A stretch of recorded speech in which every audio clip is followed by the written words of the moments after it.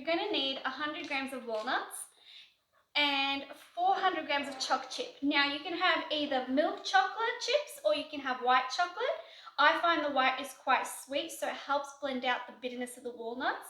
You need 230 grams of cold butter, unsalted. It must be cold straight from the fridge. It can't be at room temperature. Otherwise, you're going to have to overmix the cookie dough and that will impact the texture of the dough once it's ready. Then you're going to need 160 grams of caster sugar and then 160 grams of brown soft sugar. You're also going to need 200 grams of self-raising flour, and then you're going to need 300 grams of plain flour. You also need quarter a teaspoon of salt, quarter a teaspoon of baking soda, quarter a teaspoon of baking powder. You'll also need a kitchen scale. You also need a cookie baking tray, and make sure you've got some parchment on hand. Okay, first things first. So I'm going to break up the 230 grams of butter while it's cold, fresh from the fridge, and I'm going to quickly whisk it or mix it in together for about 30 seconds.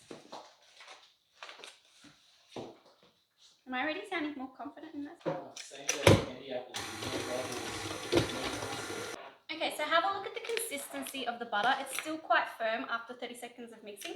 Now I'm going to add in the 160 grams of brown sugar and 160 grams of caster sugar. Do that for about 45 seconds.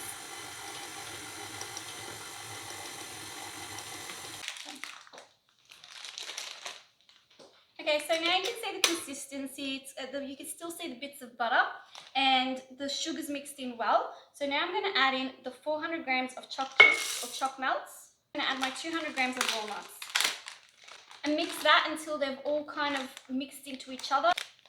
Now we're going to add in our dry ingredients. So I'm going to add my 300 grams of my plain flour, quarter teaspoon of salt, quarter teaspoon of baking soda, quarter teaspoon of baking powder. Put it on a low mix.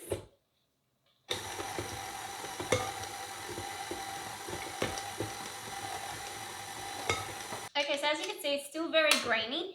Now we're going to add in the 2 eggs, but make sure you whisk them before because we don't want to overmix this. Okay, so this is the consistency we need. It's not all melted together. It's still kind of chunky and the bits of walnut and the choc chips are coming out of it.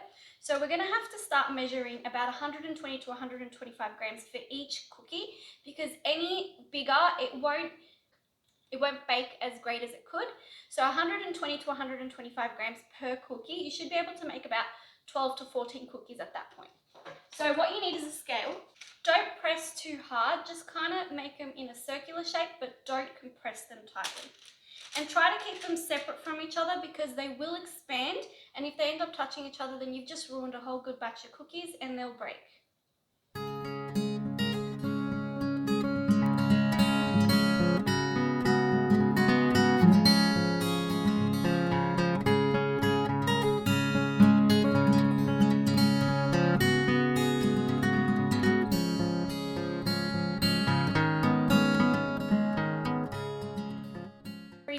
You just have to keep them in the freezer for about an hour.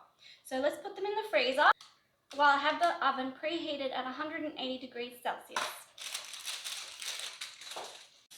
Okay, so on 180 degrees Celsius for about 25 minutes, the cookies have set, and as you can see, there's a bit of a golden brown to them, and then inside they're nice, soft, and gooey.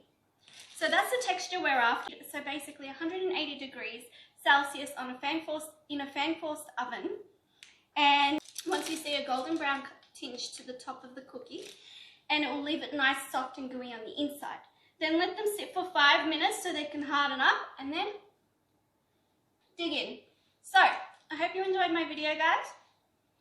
I'm enjoying my cookie, and remember, stay bubbly. Bye. Please remember to subscribe if you liked what you've seen today. And if you want to keep up to date with more videos that I post every week, click on the little bell button. Remember to like, share, or comment. Thanks! Bye!